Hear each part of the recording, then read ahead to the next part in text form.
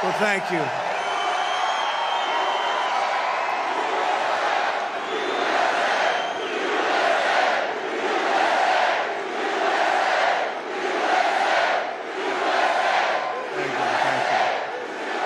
Well, thank you very much to the next Vice President of the United States, J.D. Vance. He's doing a great job. You know, they go after J.D. You know why? He's for the worker. He's for people that get out and they want to work, work, work. And frankly, they are people that have been taken advantage of, and he doesn't like it, and he's done great. He's done great. He's been everything we could have expected and much more. So, J.D., thank you very much. I appreciate it. And thank you to Atlanta. I'm thrilled to be back in the great state of Georgia. I love Georgia. With thousands of proud, hardworking American patriots. Crazy Kamala, ultra-left, you know that. She was here a week ago, lots of empty seats. But the crowd she got was because she had entertainers, and it all started to unfold when they started to leave about 10 minutes into the speech. It was very boring. I don't need entertainers. I fill the stadium because I'm making America great again. That's our entertainment. That's our entertainment, making America great again. And I have to tell you, we have thousands of people outside. And the state was terrific, but the fire marshal, I will say, could not have been better. Thank you to the fire marshal. But the school administration stopped us from getting another 500, 600, even 1,000 people in. Thousands of people were told no, and that was okay, but we could have fit another 600 people. So I don't know anything about the school. I don't know anything about this school, but they could have allowed more people. You got people standing outside. Look at all the people outside. They could have come in. They could have come in. So we're not happy. Hello out there. And then they actually pushed the people very far away from the building where we have beautiful cameras set up for the overflow crowds, the administration of the school. So I'm not sure if I'm going to be sending anybody to this school. I'm not happy about it. If they're going to stand in the way of admitting people to our rally, just imagine what they're going to do on Election Day. We're not going to let that happen. 94 days from now, we're going to win the great state of Georgia in an epic landslide.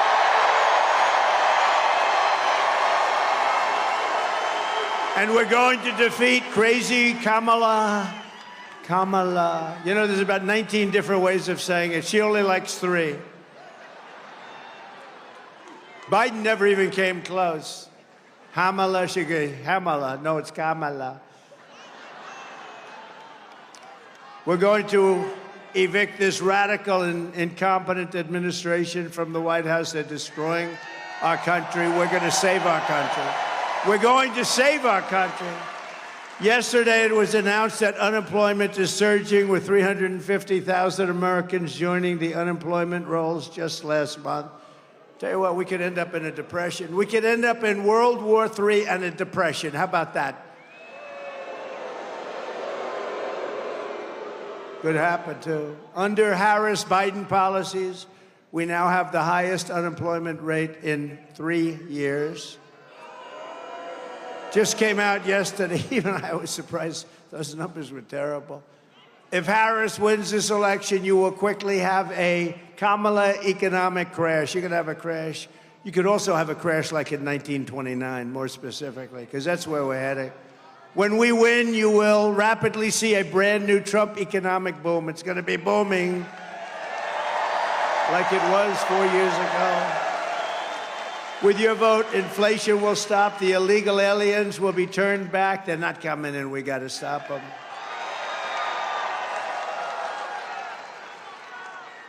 Did you see where she's now saying, oh, we had a very good border. Oh, great. They had the worst border in the history of the world. It's all misinformation. That's all they're good at, that and cheating on elections. They're very good at that. The cartels will be crushed, crime will plummet, incomes will soar, the wars will end, and the American dream will come roaring back, bigger, better, and stronger than ever before, right? Yes?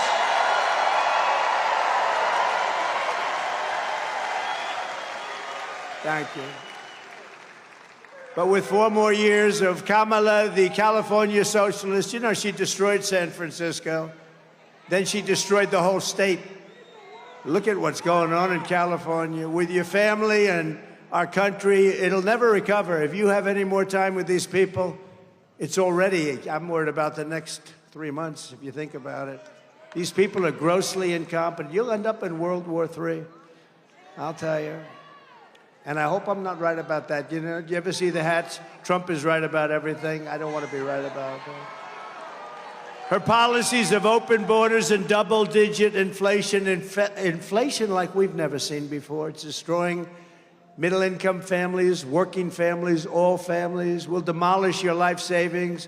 40 or 50 million illegal aliens will invade our country during the next 4 years if they're in. 40 or 50 million.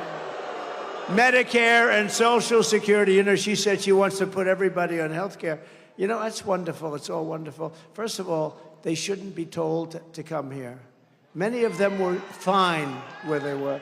But no country can sustain this. Social Security will buckle and collapse. The suburbs will be overrun with violent crime and savage foreign gangs. That's what they're doing. You know, they're sending all their gangs into the United States, right?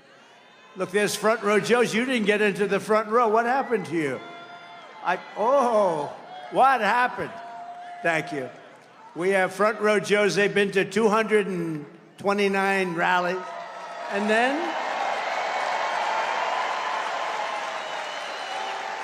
look at these people. These, I call them the beautiful ladies, and you're not allowed to say that anymore. It's the end of your political career. You say beautiful. You're barely allowed to say ladies, right? Because that could also be destructive. But they're beautiful, they're ladies, and they're great. And they've been to 216 rallies from North Carolina. They look great. Happily married. I got to talk to their husbands. I don't know. They're way over 200 rallies, and they're incredible people. Thank you very much, by the way. Thank you. Appreciate it. Together, we will stop Kamala Harris's nation-wrecking. I'll tell you what, when you see what she's done to our nation, she's wrecking our nation. The radicalism will take back our country from the worst administration in American history. Biden was the worst president in the history of our country. She's acknowledged to be the worst vice president in the history of our country. She doesn't have a clue. You know, if she doesn't have a teleprompter, she can't even speak. Did you see her the other night? They put a camera in her face. She can't even talk. We just went through 4 years. Let's not go through another 4 years. Can't talk.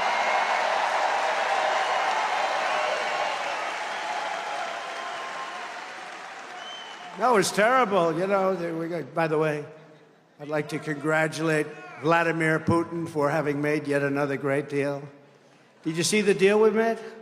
Now, look, we want to get people in. You know, we got 59 hostages. I never paid anything.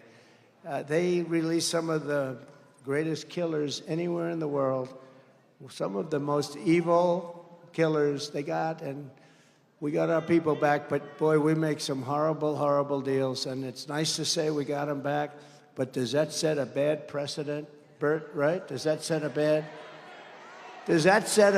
precedent, Bert? Harris has the most ultra-left-wing agenda of any presidential candidate ever in history. There's never been anybody like this. She is considered more left-wing than crazy Bernie Sanders. Look at her. She's worse than Bernie.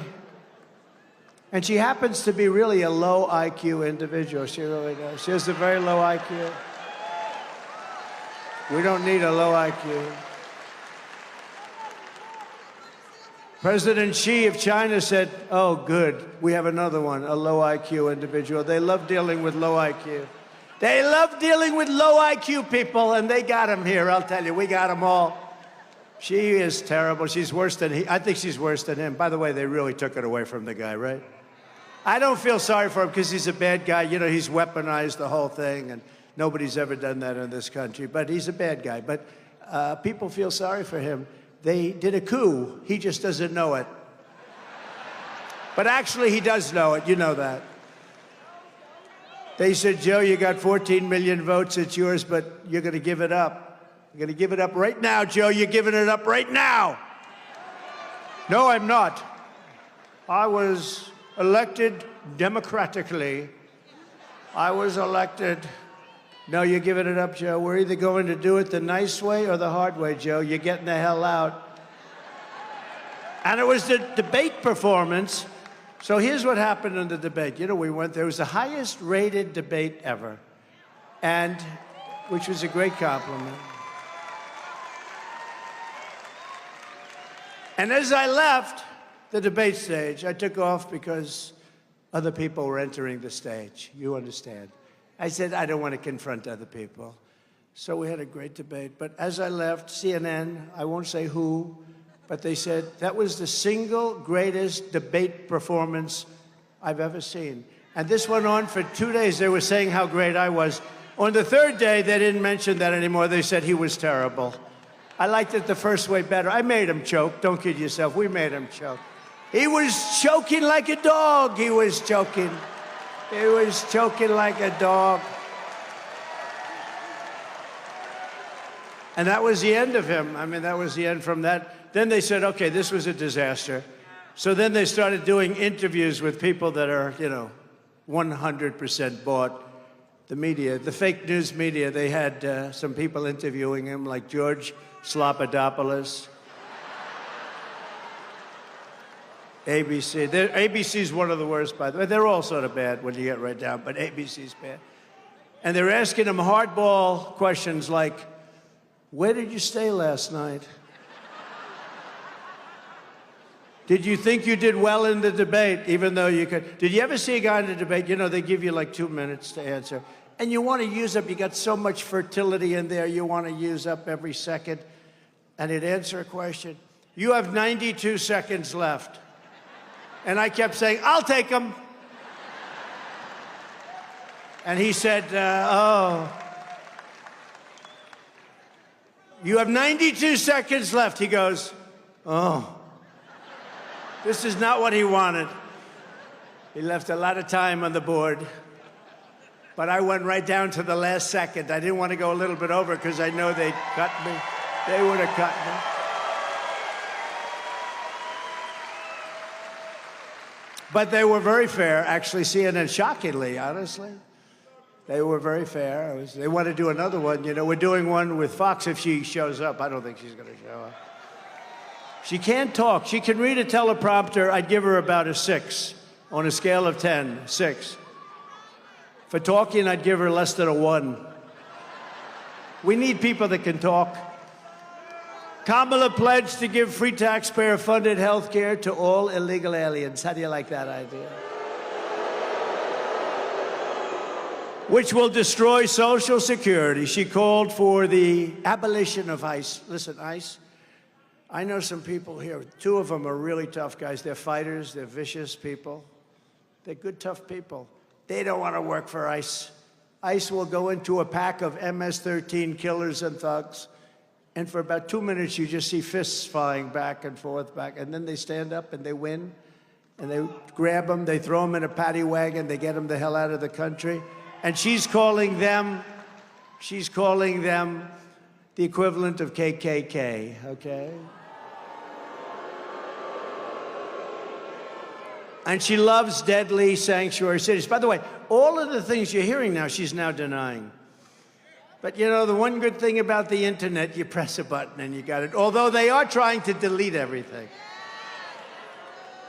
You know, they changed the picture of me from a couple of weeks ago, and they really radicalized it. They changed it, you know, using AI, they changed it. They had all the people on the stage who were angry, and they were smart and sharp and very brave, and they had them all big smiles on their face. Can you believe that? They put the agents, who I have to tell you, say what you want, Those people were brave. They were running to me, and the bullets were flying. The Secret Service, they were very brave. They were very brave, I can say. They were very brave. They were running at me, and they knew the bullets were going right over my head at that point. The first one was not a good situation.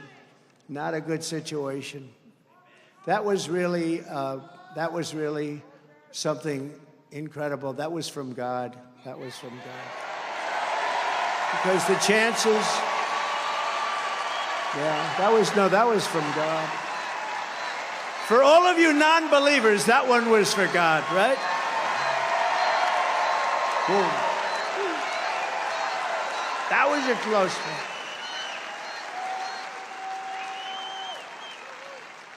But I just want to say, while I'm here, though, they were very brave. They pounced on me.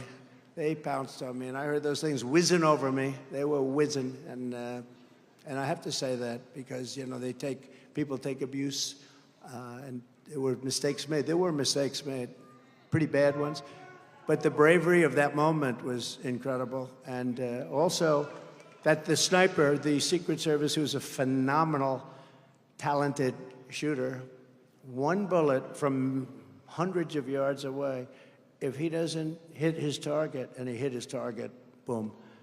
But from if he doesn't hit the target, then you have Corey and a lot of other people that are dead. Corey was great. Two other great gentlemen, warriors, great Trump people. We love them. And we thought they were going to be gone too. The doctors were incredible. They did a great job, an unbelievable job. But if that sniper, and he had 5 seconds to think. He did not know about it beforehand, by the way. He had 5 seconds. He saw the flash, and he knew what that was. And within 5 seconds, he got off his shot. One bullet, think of it, one bullet, and that was the end. Otherwise, you would have had many people dead. He did a hell of a job.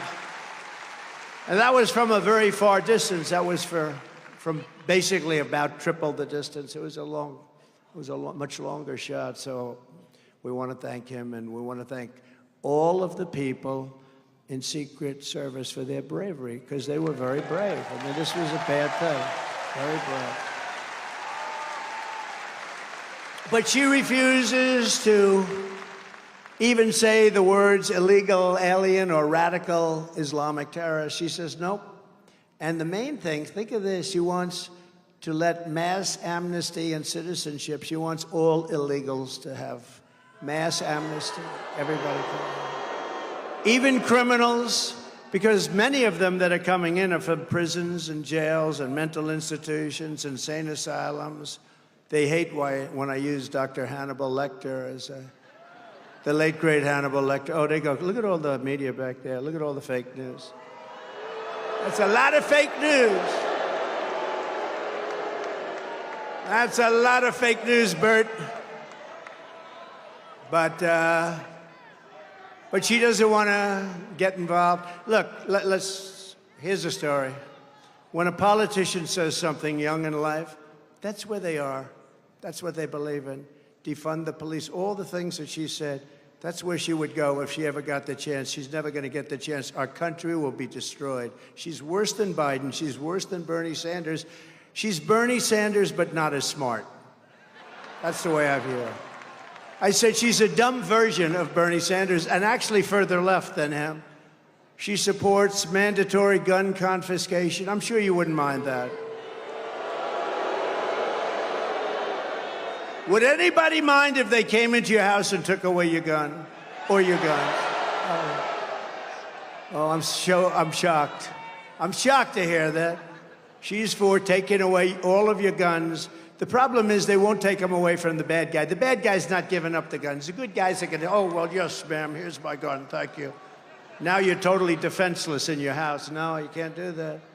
She said that a 70 to 80% tax hike is, quote, a bold idea that should be discussed. Oh, that's nice. She co-sponsored the $100 trillion Green New Scam. She wants to abolish all oil and coal and natural gas. We want to work on wind. We want to have wind blowing. She vowed to ban fracking. She wants the government to stop people from eating red meat. She wants to get rid of your cows. No more cows. No more cows. Oh, it's serious. You know, in Europe, you smile and you think about it. But in Europe, they're sort of doing it. They don't want any cattle.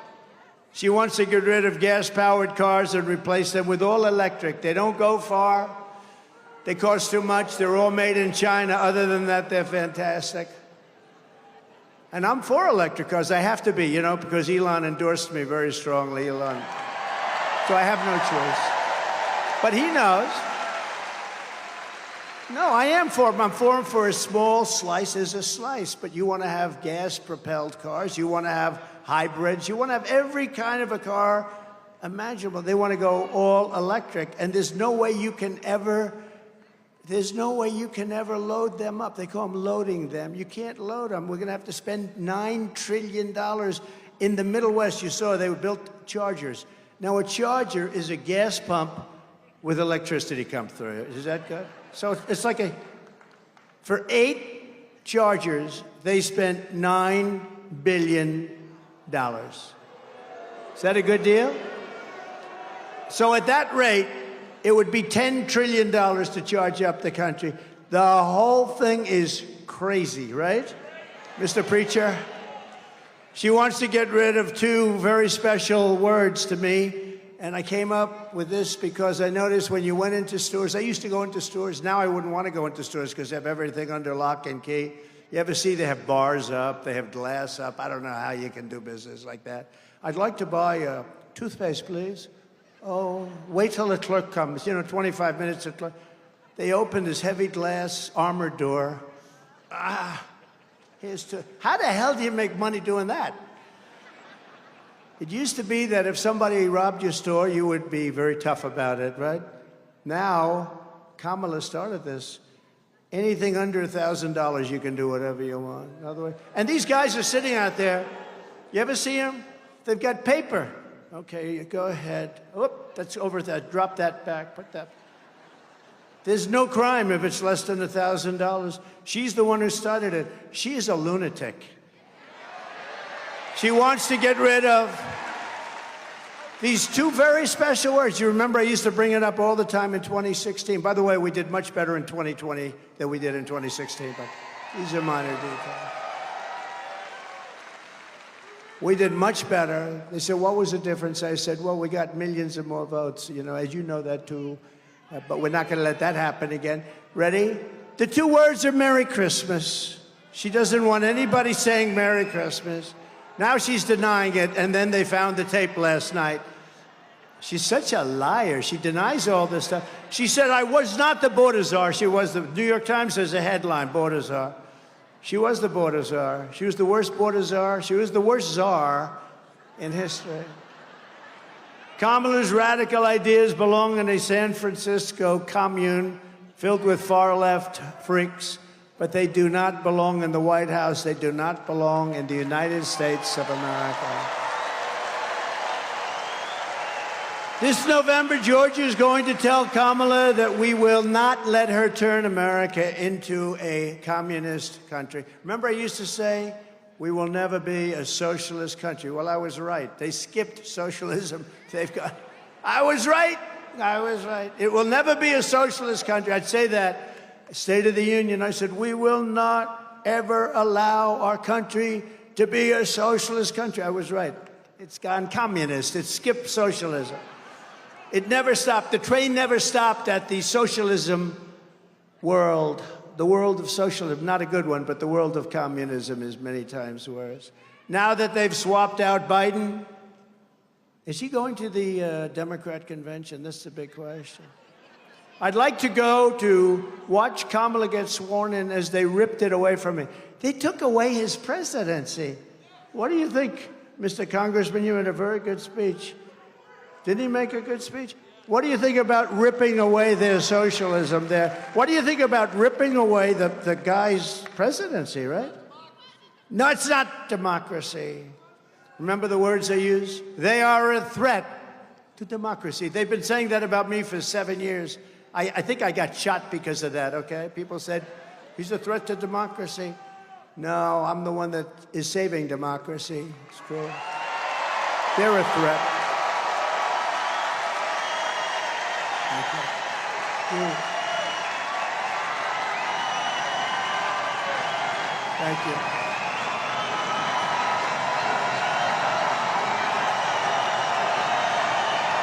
Wow. That's nice. Thank you, Marjorie. No, we're saving democracy. Wow. I'm going to use that more often. I've never used that before. I'm always hitting them. I should say instead, I'm going to save democracy and get a nice big applause. It is true, though, certain phrases get amazing response, like, I will keep men out of women's sports. Now you find out I'm right. I used to use the barbells. I thought, now all you have to do is look at the boxers. This young girl from Italy, a champion boxer, she got hit so hard she didn't know what the hell hit her. It's a person that transitioned. He was a good male boxer. Yeah. He was a good male boxer. And she didn't even go down. He hit her with 2 jabs, and she said, I'm out. How crazy is it? The weightlifters are great, though, because they put a 1/4 ounce here, a 1/4 ounce here.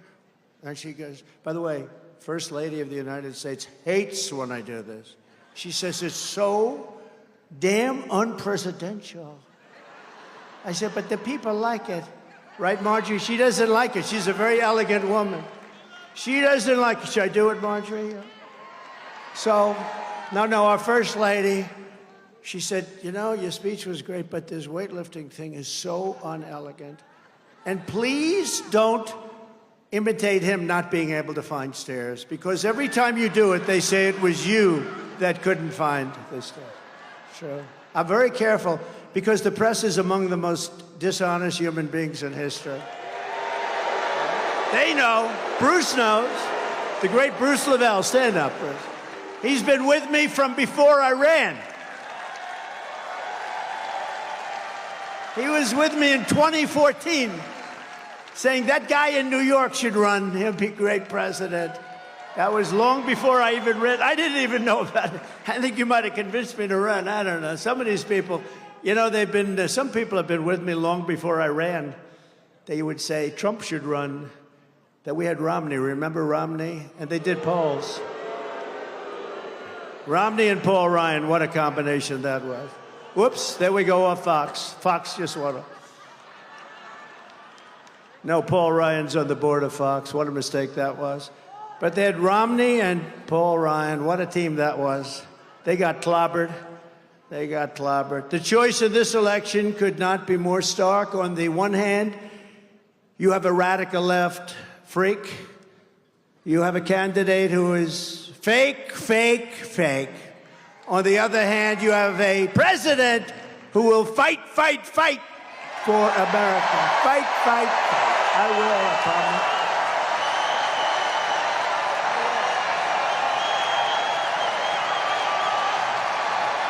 I will.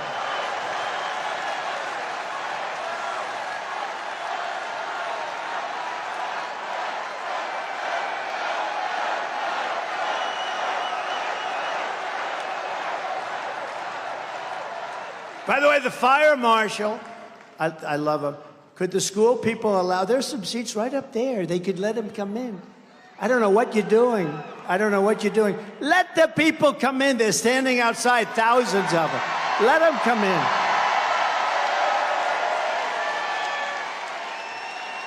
It's obviously, Marjorie, a very liberal school, I guess, right? I'm not happy with the school. Let them come in. They're standing. It's 95 degrees out. Let them come in. There's some seats. And they got thousands of people. They won't let them in.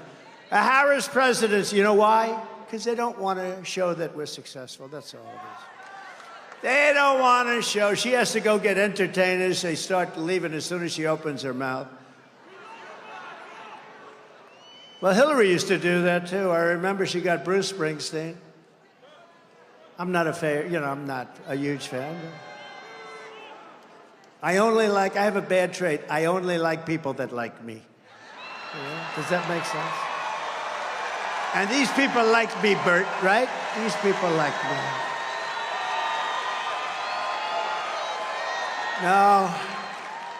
No, Hillary used to do it all the time. She got the idea from Hillary. Hillary got Bruce Springsteen, I'll never forget.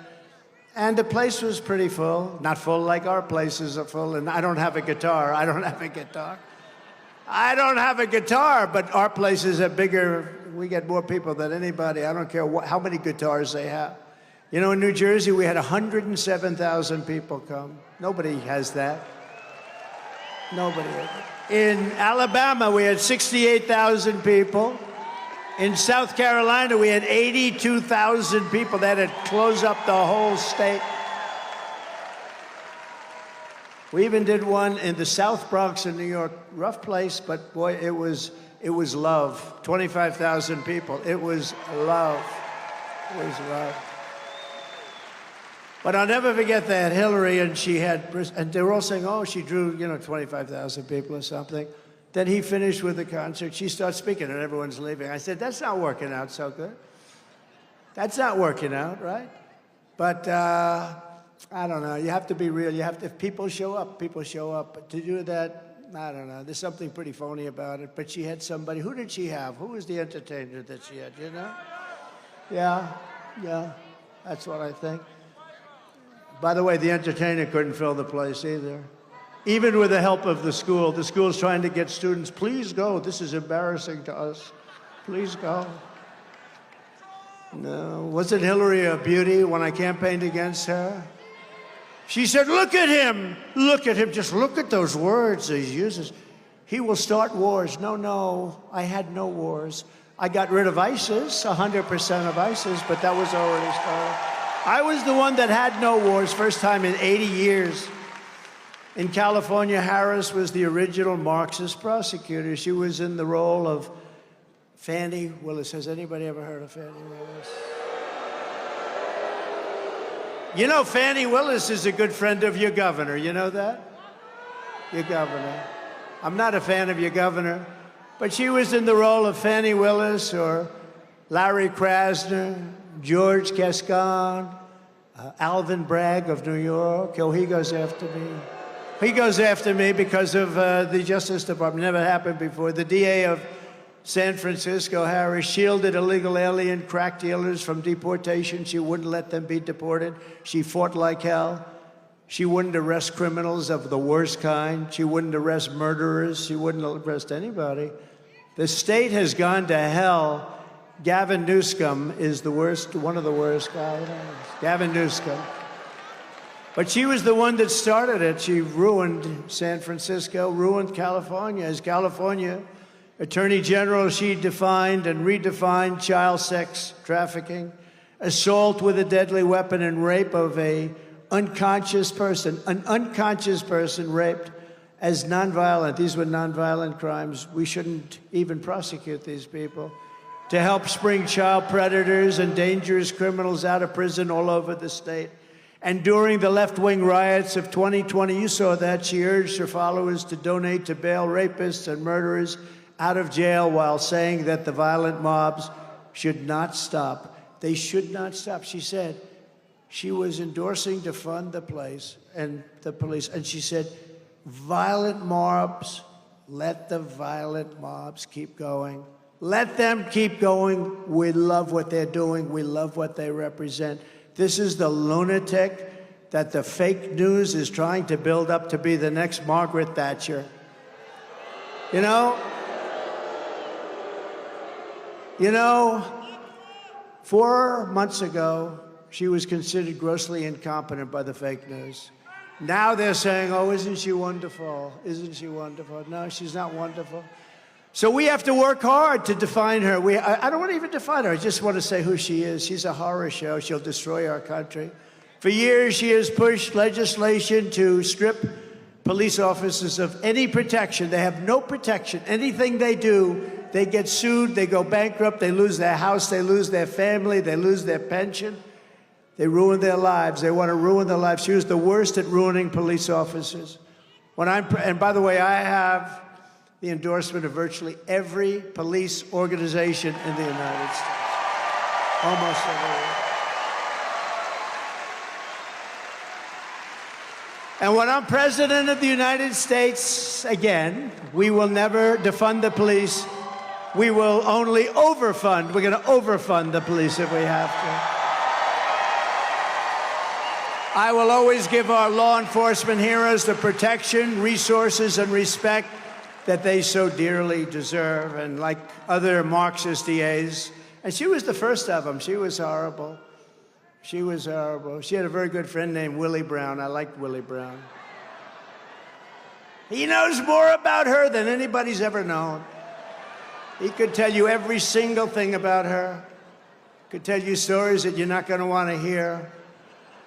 Like other Marxist DAs, Kamala supports abolishing cash bail, which means bloodthirsty criminals that just killed somebody can immediately leave custody, go out and kill somebody else, which, by the way, they often do. Under these kinds of woke, radical left policies, Atlanta is like a killing field, and your governor ought to get off his ass and do something about it.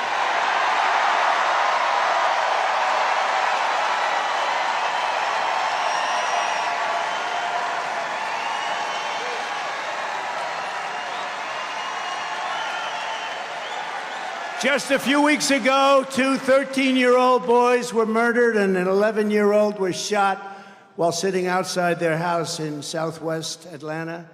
In June, a 47-year-old man, a 69-year-old woman, and a 70-year-old woman were shot in the middle of the day, shot right through the head in the food court of Peachtree Center, what a nice name, in downtown Atlanta, where you can't even walk anymore. The shooter had been previously arrested 11 times, but they think it was 24 times. He'd gone to prison for assault and armed robbery many times. Since I was president, aggravated assaults in Atlanta are up 17%, and there's a 20% increase in shoplifting and a 90% increase in overall crime. Murders are up massively. Murders, you go to the store, I want to buy a loaf of bread, darling. You come back, ma'am, I'm sorry, but your husband's been killed. He went for bread across the street. He's been shot to death, ma'am. Nationwide, there's been a 43% increase in violent crimes since I left office, including a 58% increase in rape, 89% increase in aggravated assault, and a 56% increase in stone-cold robbery. July 4th weekend in Chicago, 117 people were shot. 100, I'm not talking about I'm talking about shot. Not aimed at and missed, but I can guarantee you that number was big. But 117 people were shot. Of the 117, 17 died. Many are going to be incapacitated. They're going to be working for the rest of their lives just to move. Many are paralyzed. Many of those people are paralyzed right now. Nobody ever talks about that. So 117 people shot, 17 died, many very seriously hurt for the rest of their lives. If Kamala wins, it will be crime, chaos, and death all across our country. We're going to have just the opposite. You know, it's up to the governors and the mayors to run things, but with Minnesota, which was a disaster, Minneapolis, the crimes. You remember the CNN reporter? This is a friendly riot. Oh, please, I'd rather not use the word riot. This is a friendly get-together. And behind him, the whole city is burning down. Remember that? Remember, it was like the flames were going like for miles. And then he got hit on the knee with something. I think it was a hand grenade that didn't go off. Remember him with the shaved head? Ding, ding, ding, shaved his head. How do I look? Great. Then he goes down, a hand grenade hits him. How do I look, darling? Oh, you look great. They call it the summer of love, remember? They took over Seattle, 20%. If I didn't have the soldiers ready to go that morning, that Seattle would still be occupied. They actually took over a large percentage of Seattle. Portland, what they did with Portland. You know, I was in the real estate business. I love storefronts, beautiful bronze. I love bronze and beautiful everything. Storefronts, so beautiful. In Portland, you know they have a storefront? Their storefronts have been so decimated, they use old 2x4s. with a wooden door. No glass, no windows. It's the worst looking avenue I've ever seen because, and I spoke to people that have shops there, but they don't have them anymore, they've all fled. But the few people that remain, they have wooden storefronts made out of old lumber, and they said, no, anything we put up, including this, will be knocked down the next time, and it happens on a weekly basis. And nobody does anything about it. If I didn't bring out, they knew the military was coming in the next day in Seattle. If they didn't know that, and they fled, they all said, oh, it's about time to get it. You know, when they were doing monuments in Washington, Marjorie knows this, I got an old bill, because I doubt we could ever get Congress to pass one like this, and they were trying to rip down monuments, and then it was Abraham Lincoln. They were going to rip down the monument to Abraham Lincoln. They were ripping down other monuments. They didn't care who it was. They just wanted to destroy our country. And I took this old bill from 1889. Today, you wouldn't have the guts to sign a thing like that, although they should. They should make it even tougher. And it said, if you desecrate or even touch a monument in any way, shape, or form, you go to jail for 10 years, and there's no shortened sentence.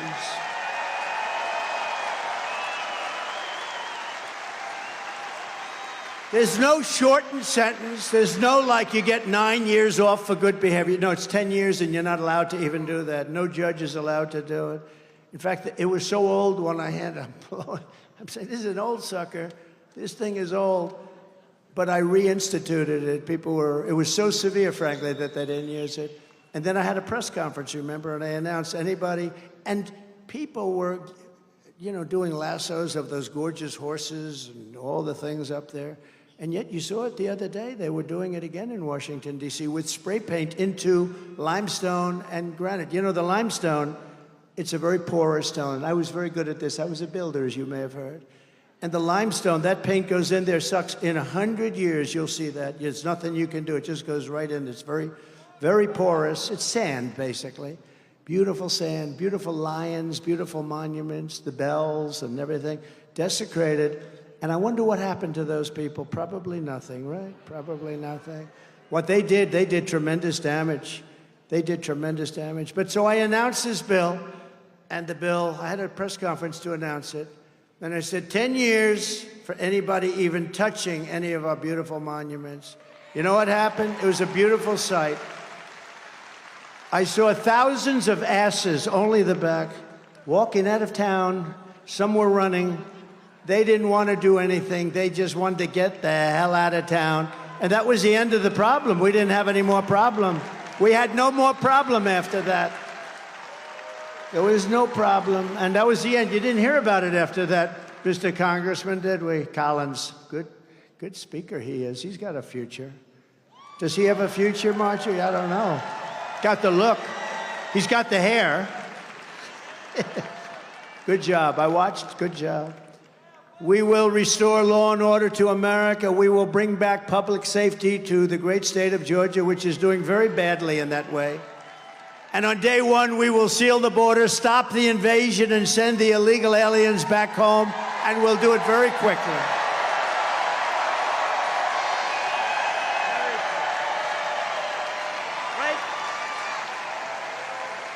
For 3.5 years, Border Czar Harris, and again, she refuses to acknowledge that she was the border czar. She was the worst manager we've ever had, ever.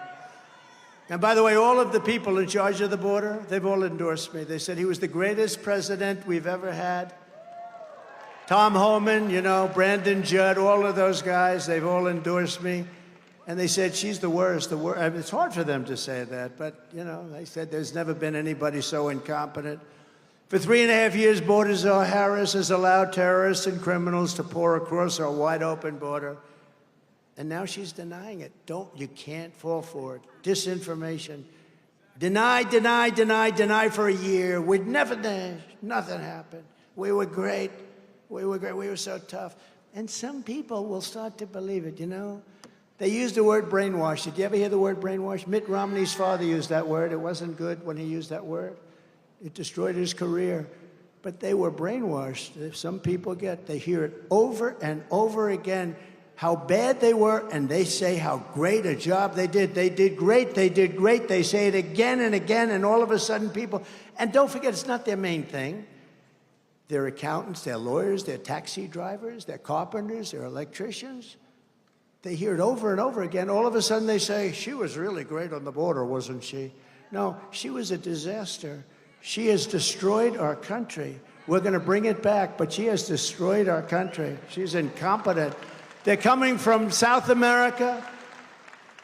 They're coming from Asia. They're coming from Africa and the Middle East, from prisons and jails. They're coming from all over the world. They're not just coming from South America. Everyone thinks, oh, South America, they want to vote. It's Spanish, and they're going to like. But by the way, we are doing better with the Hispanic population, I think, now than they are. So that's not working out too well. But they're coming from all over the world, not just South America. They're coming from the Congo in Africa. A lot are coming from the Congo, from prisons. Where do you come from? The Congo. Oh, what's your address? We live in prison. What did you do? Murder. Oh. Welcome to the United States of America. It's lovely to you. The only good thing is, I say this all the time, these people are so violent and vicious that are being brought into our country. They're so violent, so vicious, that they make our gang members and bad people and criminals look like the nicest people on earth. So when we see an MS-13 some person now, we say, well, they're not that bad. These are the worst people anywhere in the world coming into our country. They're coming in at levels that nobody's ever seen before. There's nothing good about it. There's nothing can be made of it. And they're actually trying to get them to sign up and vote. They don't even speak the language. They don't even know where the hell they are. They want them to sign up and vote. And we have the head of our great Republican Party here, and he is not letting it happen wherever you may be. Right? Wherever you may be. Doing a great job. You know that, right? They're coming in, and they're trying to sign them up. Because I used to say, like, only two reasons this could be happening. They hate our country, or they're stupid. Well, they're not stupid, because anybody that can cheat on elections that good is not stupid. And they do, I really believe they do, to a certain extent, hate our country, because, you know, why? But I never really talked about the third reason, because it's so sinister. But they want to sign these people up to vote. And if they do that, this country is destroyed. We've become a dumping ground for the entire world, and we're not going to take it anymore.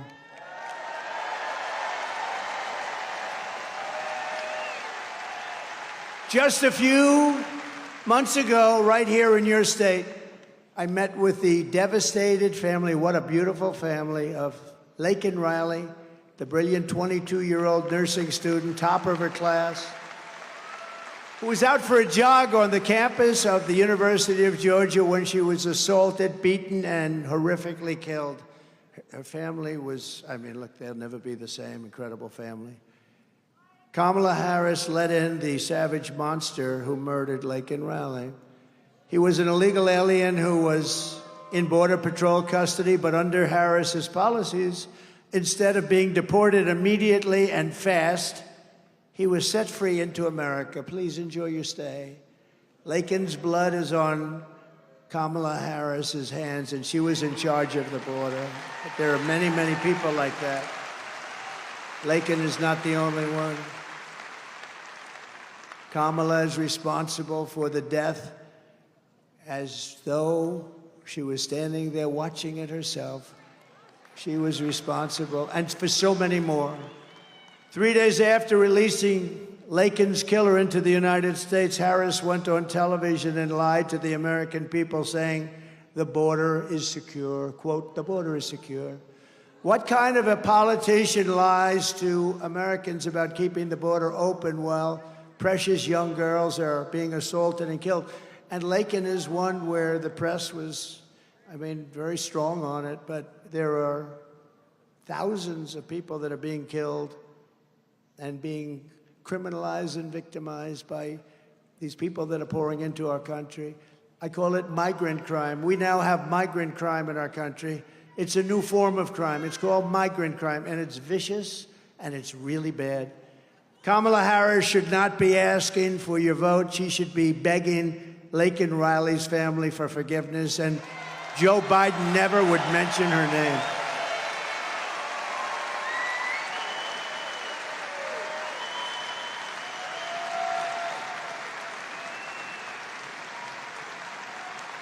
You remember when Biden wouldn't mention her name, then all of a sudden, because Laken was really, I mean, that was a big deal. That was a very horrible, just horrific. And he wouldn't mention her name, and then he finally did it, and he called her the wrong name. Lincoln, right? Called her Lincoln. Good coach, Lincoln Riley, good coach. Maybe that's where it came from, but called her Lincoln. And he was so bad, such a bad precedent. Such a bad president, and precedent was set by having him as a president. He was a disaster for this country. You get angry talking about it, because it's almost impossible to believe you can be that bad. You know, people like certain people, and I understand it. They could have different beliefs, different policies. Like Ronald Reagan, he had something special about him. There was an aura, right? I didn't agree with him on trade. I didn't think he was as good on trade as he could have been tougher on trade, but he had something special. They all, but this last group, there's nothing they have nothing. I call him Crooked Joe for a reason. He's crooked. I also call him Sleepy Joe. He's sleepy, he's crooked, he's incompetent, he's dumb. And she's worse. She's worse. If Harris wins, a never-ending stream of illegal alien rapists, MS-13 animals, and child predators will flood into your communities. If I win on day one, we will begin the largest deportation operation in American history.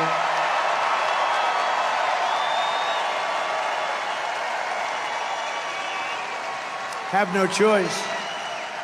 We have no choice. No country can sustain this. We have no choice, and we will immediately expel every single criminal that Baltazar Harris has allowed into our country. No country can sustain it. In a recent CBS poll, 62% of Americans support large-scale deportation, and others are saying it's 83%, 85%, including 53% of Hispanic voters, because they see what's happening. By the way, the Hispanic voter and me have like this special relationship. I understand them. They're very entrepreneurial, very smart, but they also understand security better than anybody. And they don't want to have murderers released into our country. They don't want, it's very interesting. When I built, I built massive amounts of the wall. The wall was incredible. We built it, and hundreds of miles of wall, and they wanted it more than anybody because it worked. You know, remember I used to say, two things work. You know, everything else is obsolete after two. You do a new computer, in about 3 weeks it's totally obsolete. Nobody wants it. Two things have never been obsolete: wheels and walls. Wheels work and walls work. And you have a lot of different things becoming obsolete, but the wheel and the walls work. Harris wants to be the president for criminals and illegal aliens. I will be the president for law-abiding Americans of every race, religion, color, and creed. And it's no wonder the Democrat Party and their thugs are so desperate to stop us. They know that we are the only ones who can stop them. We're the only ones who are going to be able to stop them. Nobody else is going to be able to stop these lunatics. All of their persecution of me is only happening because I am running for president and leading very big in all of the polls. If I wasn't running for president, I could be vacationing next to one of the many beautiful oceans of the world as the waves come in. Beautiful, but it's boring. I'd rather be with you, figuring out this mess that we've gotten ourselves into.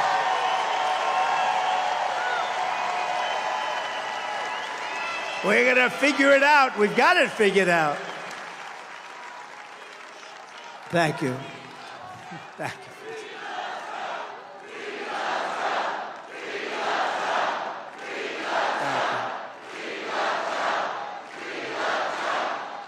Thank you very much.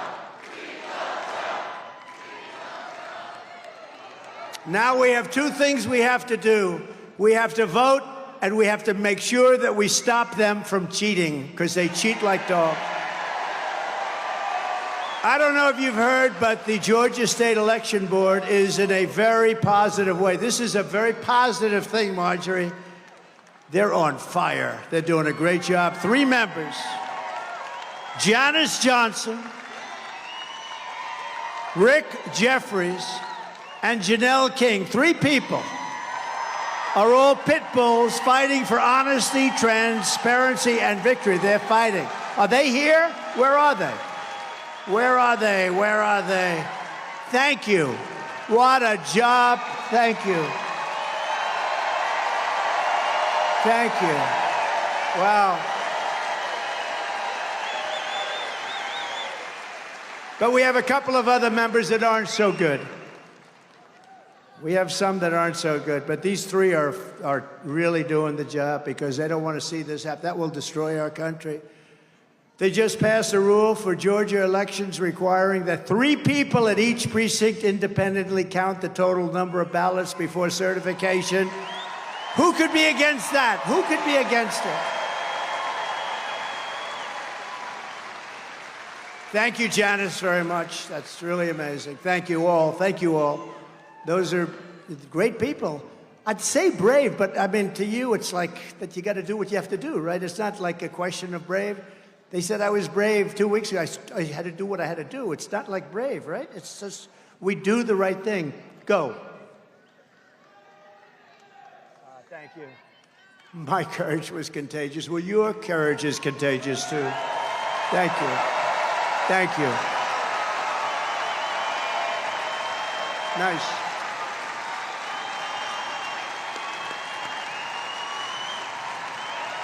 It's amazing. People want it. That's what they want. Thank you, Janice.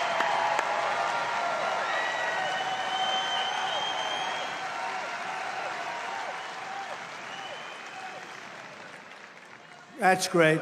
And those 3 people are incredible. Let me give you the bad news. It's that for whatever reason, Brad Raffensperger and Brian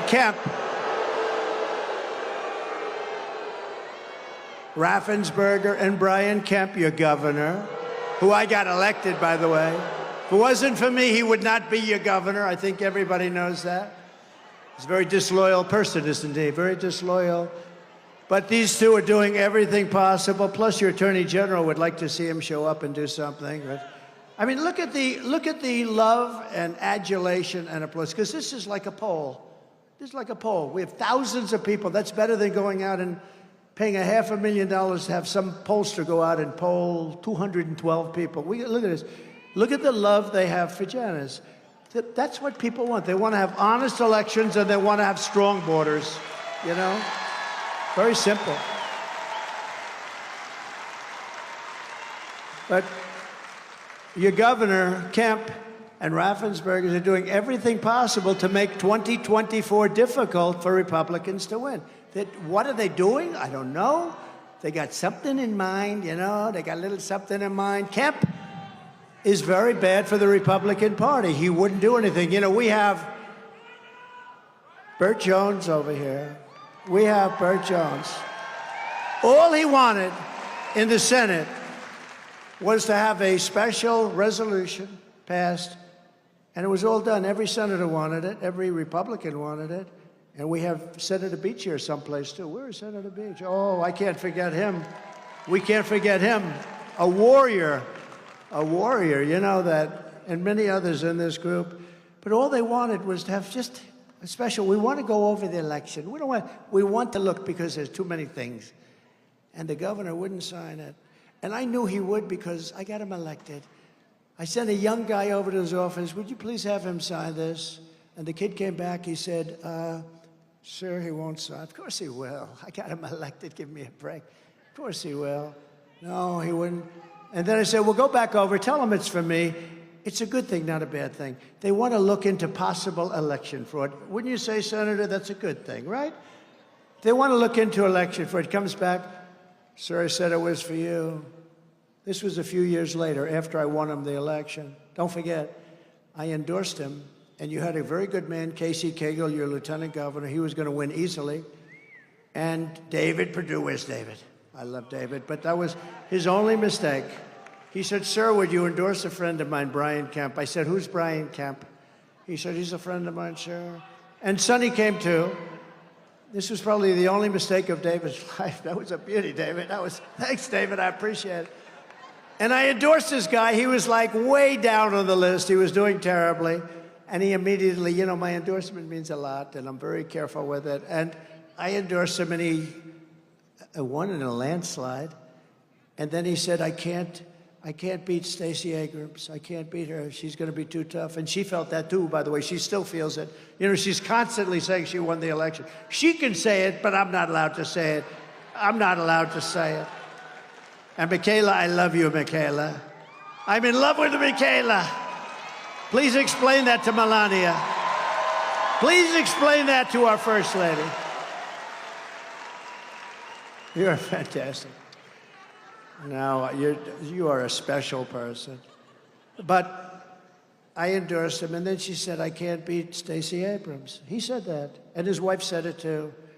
I said, well, you won the nomination, so let's do some big rallies. And I did them out at an airport, massive rallies, 55,000 and 52,000. There may have even been a third, I don't know. I remember 2 monster rallies.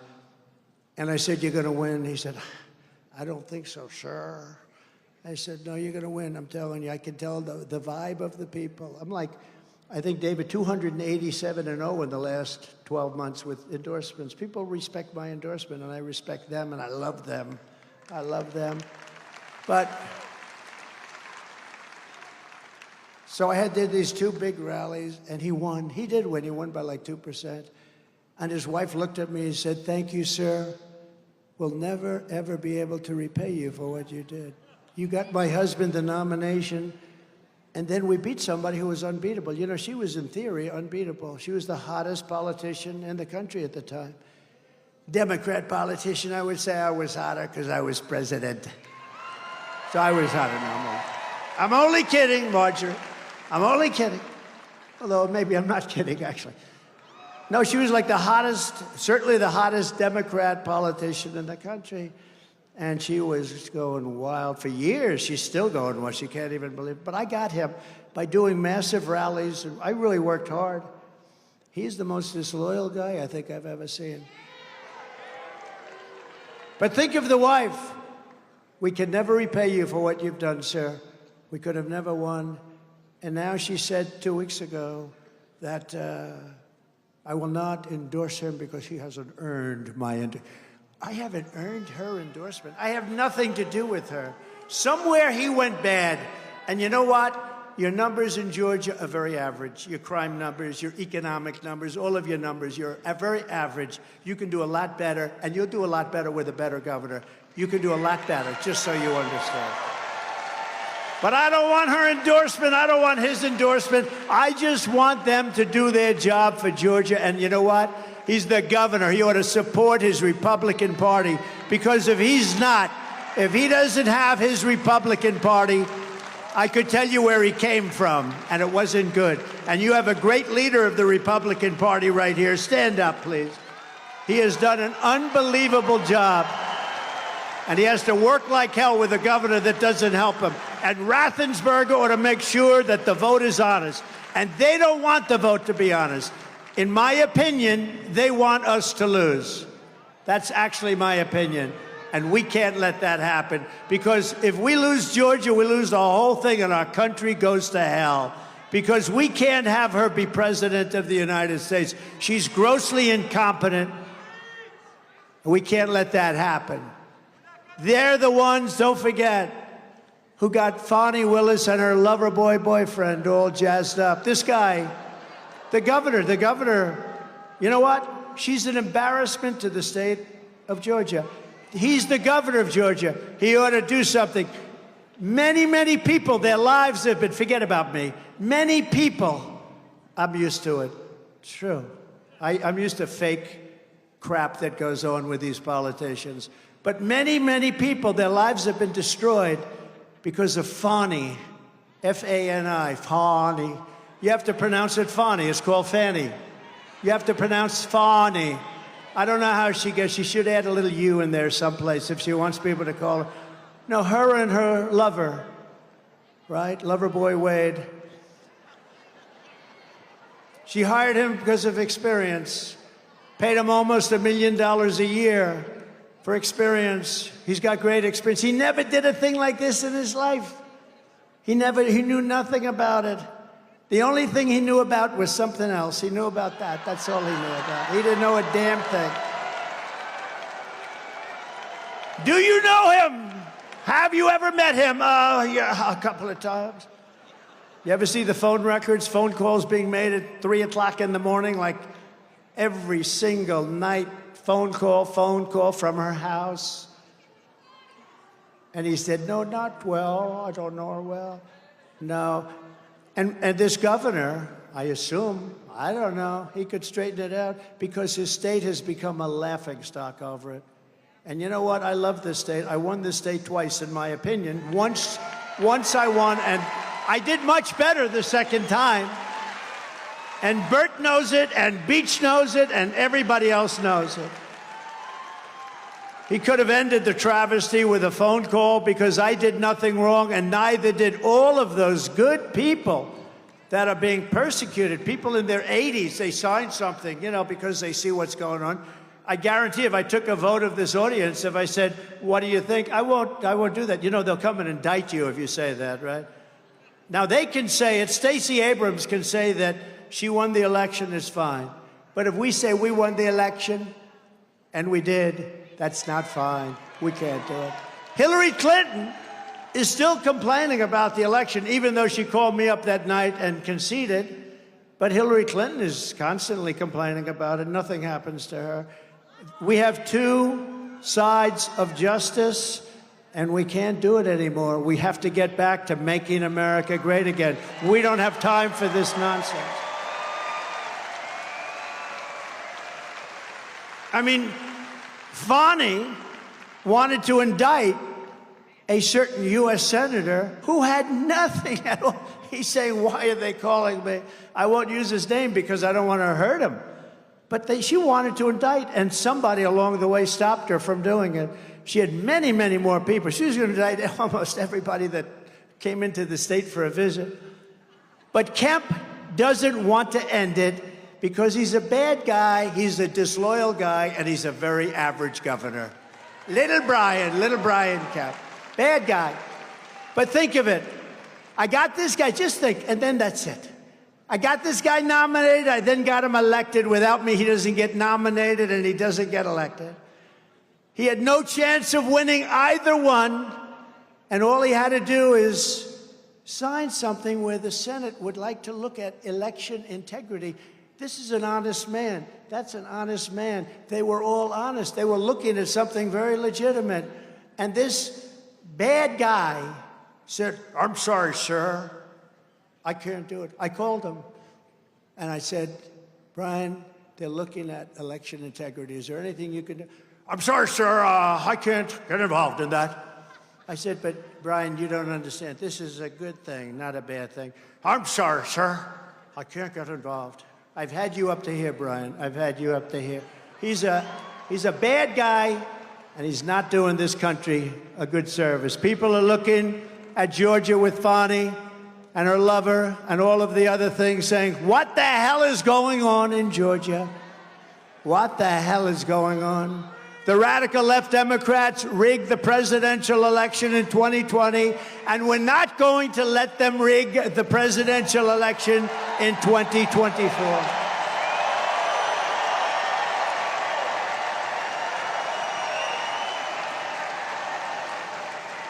Every time the radical left Democrats, Marxists, communist fascists indict me, I consider it a great badge of honor. I do.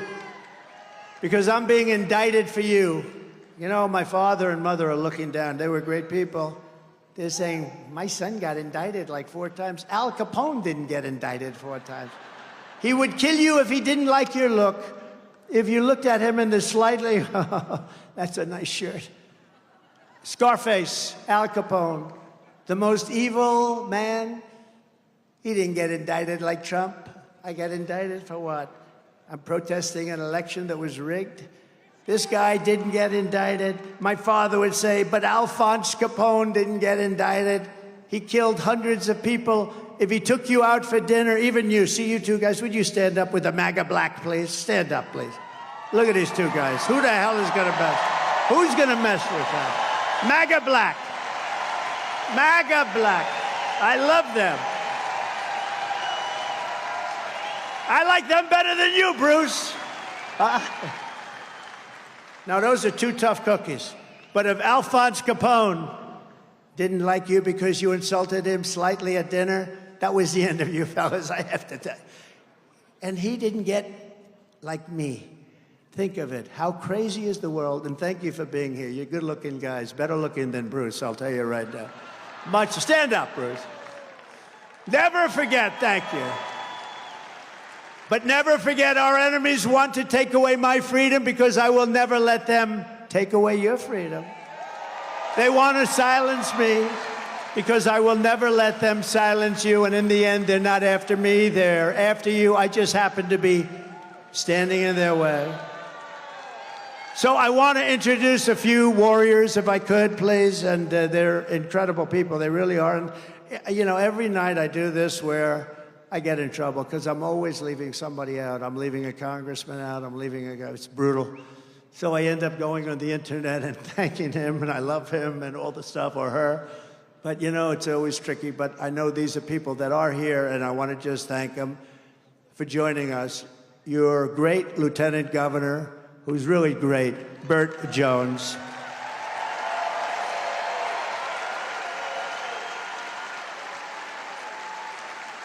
And his father is here. You know, his father's a legend in, you know, he's a legend, literally, in Georgia as an incredible politician. And then he left. He didn't lose. He left, and he went into business, and he's been tremendously successful. He really is a legend.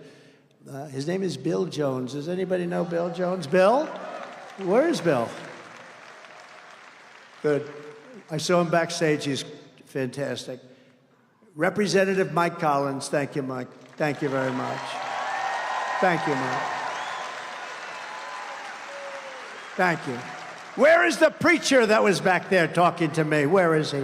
Huh? Because he went with your father. Oh, your father's smart. I always said that. Stays with those preachers. Rick Allen and Marjorie Taylor Greene. Thank you, Rick. Thanks, Rick. Great job, Rick. Thank you, Marjorie.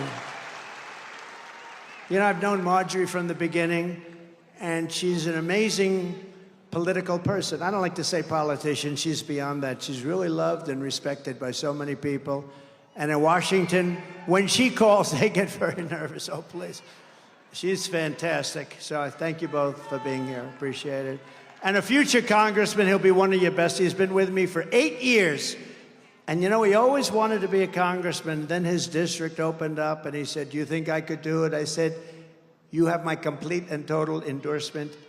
Brian Jack. Brian Jack. Great guy. He's going to be a great congressman. And it's what he wanted to be. And he's fantastic. You guys are going to love Brian, right, Marjorie? You're gonna... Also, we alluded to him and talked about him, but I'm going to talk about him very positively. He was really a great senator. He was a great man in so many different ways. He was respected more than anybody. I mean, everybody respected him in Washington. Very successful businessman that he ran for office, a little bit like the Trump schedule of events. But he was really a fantastic person in Washington, somebody that I was very close to, David Perdue. David, thank you.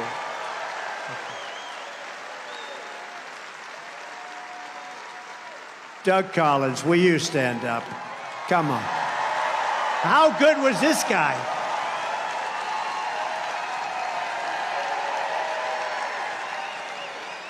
That's fantastic. See, I'm glad I spotted him. I would have been in big trouble if I didn't mention him. I'm glad. You know, they give me a few names. Who the hell writes these lists out? These people, somebody's getting me in big trouble. It wasn't that way when I had Brian Jack doing this, I'll tell you. I got lucky. And I see somebody that I know very well, one of the truly great members of the Martin Luther King family, one of the greats. Will you please stand up? I didn't see you. My friend from the beginning. I would have been in such trouble. If I didn't mention you, I would have been in big trouble. Thank you, darling. One of the truly great people. And been with us from the very beginning, I would say, right? Very beginning. Thank you, darling. Boy, am I glad I'm looking over this audience. I don't like this. I'm telling you, this would not have happened if Brian Jack were doing it, which he did for many years. Agriculture Commissioner has done a fantastic job. Tyler Harper. Tyler, thank you very much. Fantastic. Thank you. And John King, Insurance and Safety Fire Commissioner. John, thank you. Great job, John. Labor Commissioner Bruce Thompson. Bruce? Thank you, Bruce. Public Service Commissioners, Bubba. I love Bubba McDonald. I love that name. I want to change my name. And Fitz Johnson. Thank you both. Thank you both. And Alveda. Good. They did have your name down, Alveda. I would have been in trouble if I didn't pick, but I picked it even with. And Richard Wood, Superintendent of Schools, who I hear does a great job. Richard, thank you. Thank you, Richard. Pastor Benny Tate of the Rock Springs Church. Benny, thank you. Bernie Carrick. Does anybody know Bernie Carrick? Where's Bernie? Stand up, Bernie. He's the cleanest man in this room. You know that. Bernie's a great guy. He was a great commissioner in New York. He's a fantastic man. A well-known local artist with a beautiful painting, Art Lanta. Where is Art? Oh, wow.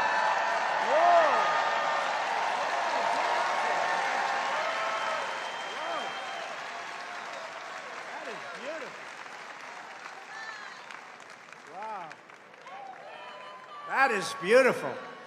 I wasn't going to bring him up. Then I saw the painting. I said, come on up, because maybe he'll give it to me. Wow. Come on up. That's okay.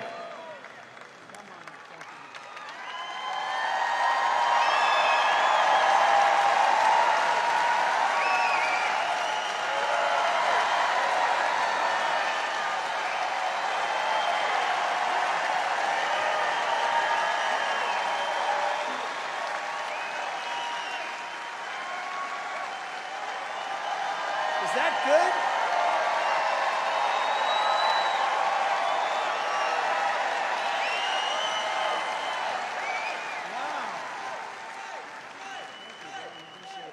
Wow. Thank you very much.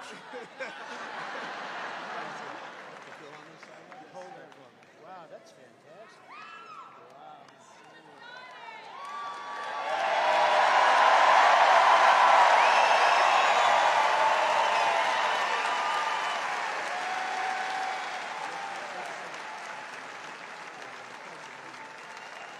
Wow. Oh!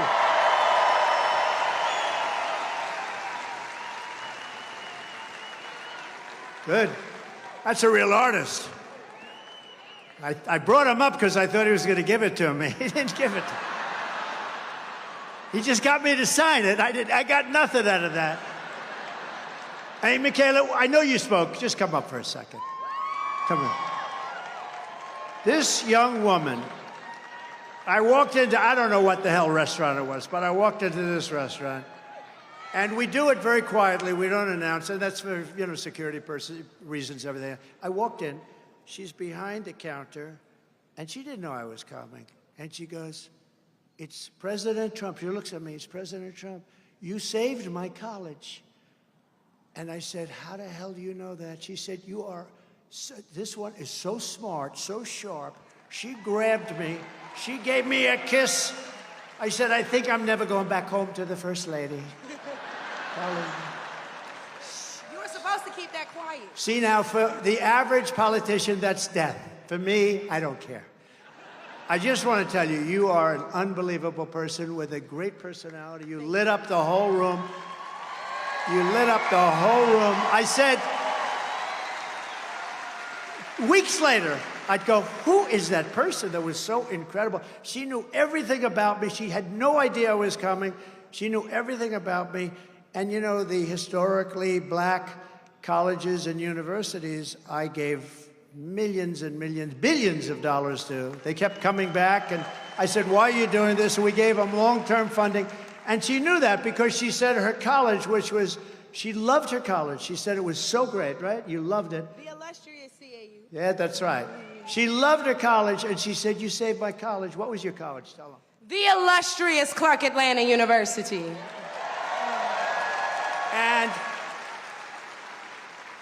And it was so impressive, and I felt so good because she really did. She really said, I said, did you like the college? She said, no, I loved that school. I loved that college, and that's what it's all about. But you are an incredible person. I think you have a tremendous future. I really do. And I'll do whatever I can to help you, okay?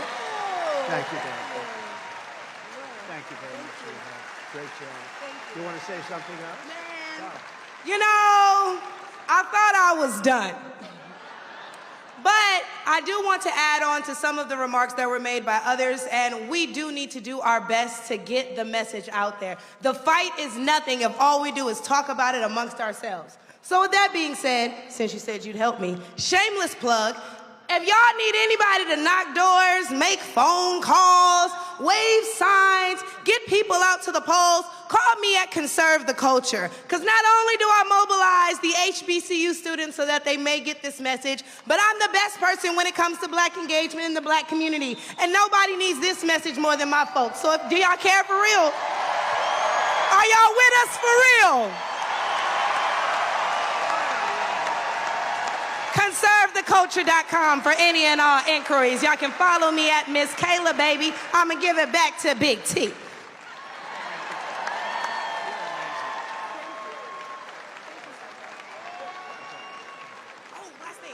Last thing, make sure you guys tune in to my podcast dropping soon on the Patriots Prayer Network.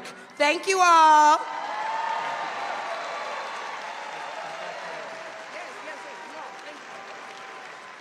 She's great.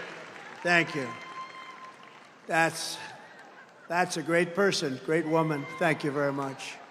Thank you very much. From the moment we take back the White House from Kamala and Crooked Joe, and he's crooked as a $4 bill, I believe we're going to have the 4 greatest years in the history of our country. Starting on day one, we will end inflation and make America affordable again. We're going to make it affordable again. Thanks to Kamala Harris's tie-breaking vote here in Atlanta, you suffered the highest inflation of any city in the country last year. Good job, Governor. Great job, Governor. Under Kamala, the typical Georgia family has lost $28,000 in inflation and to inflation hikes.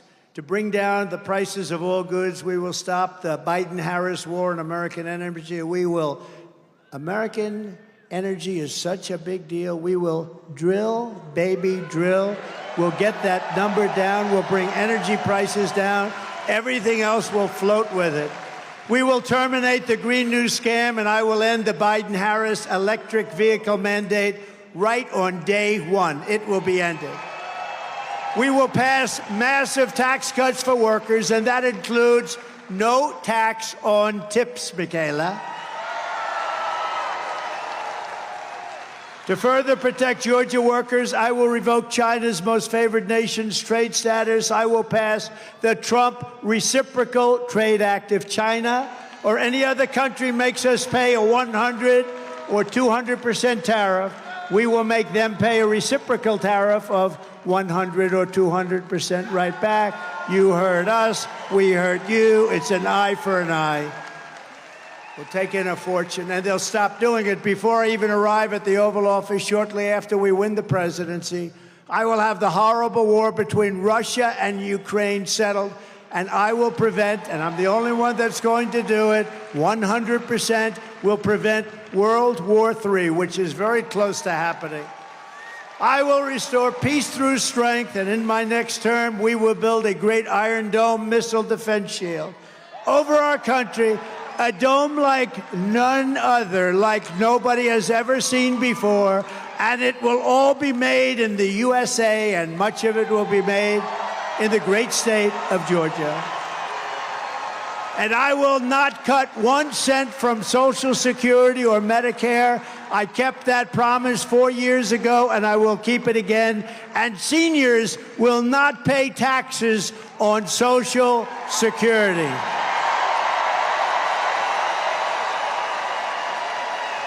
We are going to rebuild our cities into beacons of hope, safety, and beauty better than they have ever been before. We will take over the horribly run capital of our nation in Washington, D.C., and clean it up, renovate it, rebuild our capital city so there's no longer a nightmare of murder and crime. We're going to stop the murder and crime. You go down from your state, you end up getting mugged, murdered in our capital.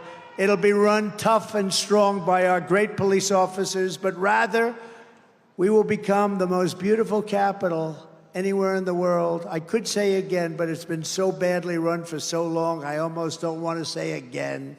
On day one, I will sign a new executive order to cut federal funding for any school pushing critical race theory, transgender insanity, and other inappropriate racial, sexual, or political content onto the shoulders of our children. And I will not give 1 penny to any school that has a vaccine mandate or a mask mandate. And I will keep men out of women's sports, if that's okay. If Kamala Harris gets in, the travesty that is taking place at the Paris Olympics will come to America when we host the Los Angeles Olympics. And by the way, which I was president, we happened to get it. I was the president. I also got you a thing called the World Cup, which is coming very soon. I might as well say it myself because nobody else will say it. But I got them both, and you're going to have a lot of fun with it, I hope. Harris is a radical trans activist, and she is the candidate of letting men beat up women in the name of tolerance. But you look at what's happening over in Paris, it will never happen here. I will never let it happen. I will get all males off your daughter's soccer teams and volleyball teams and get them out of your locker rooms once and for all. That's going to be cleaned up, and we will fight to make sure that the LA Olympics protects women and protects girls. I will fully uphold the Second Amendment, and we will protect innocent life, and we will restore free speech in our country. We don't have free speech any longer. And very importantly, I will, and this is so, to me, so important, what we've been through in this country, I will secure our elections. Our goal will be one-day voting with paper ballots, proof of citizenship, and voter ID. But until then, Republicans must win. We want a landslide that's too big to rig. Too big to rig. If you want to save America, get your friends, get your family, get everyone you know and vote. Vote early, vote absentee, vote on election day, do whatever you want, but you have to vote. And if you want to help us ensure election integrity, please sign up, protectthevote.com, protectthevote.com. So, in conclusion, from Marietta to Macon, from Savannah to Columbus, from Augusta to right here in Atlanta, we inherit the legacy of red-blooded American patriots who gave their blood, sweat, and tears to defend our country and defend our freedom. We stand on the shoulders of American heroes who crossed the ocean, settled the continent, tamed the wilderness, laid down the railroads, raised up those great, big, beautiful skyscrapers, won 2 world wars, defeated fascism and communism, and made America into the single greatest nation in the history of the world. But now, we are a nation in decline. We are a failing nation. We are a nation that has lost its confidence, lost its willpower, and lost its strength.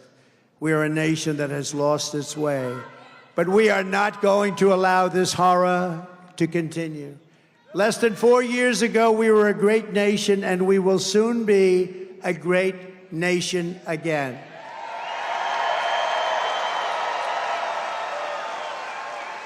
With our leadership, every disaster Kamala Harris and Joe Biden have created can be fixed, and it will be fixed very quickly. Every problem can be solved, and every wrong can be rectified. By this time next year, America's borders will be strong, sealed, and secure. Inflation will be in full retreat. Our economy will be roaring back. It's going to be roaring back. Optimism will be surging. The American dream will be thriving again for citizens of every race, religion, color, and creed. Law and justice will reign all throughout our land. Freedom will be restored. The flame of liberty will be burning bright. Joe Biden and Kamala Harris, the worst administration in the history of our country, will be a fading memory of the past. And our great silent majority, including the once forgotten men and women of our country, will be the one shaping America's magnificent future when I am the 47th President of the United States.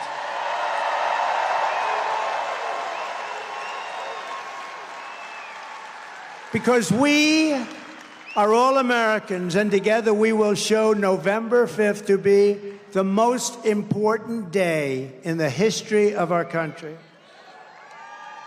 We are one movement, one people, one family, and one glorious nation under God, and together we will make America powerful again. We will make America wealthy again. We will make America strong again. We will make America proud again. We will make America safe again. We will make America free again. And we will make America great again. Thank you, Georgia. God bless you all. Go out and vote. God bless you all. Thank you.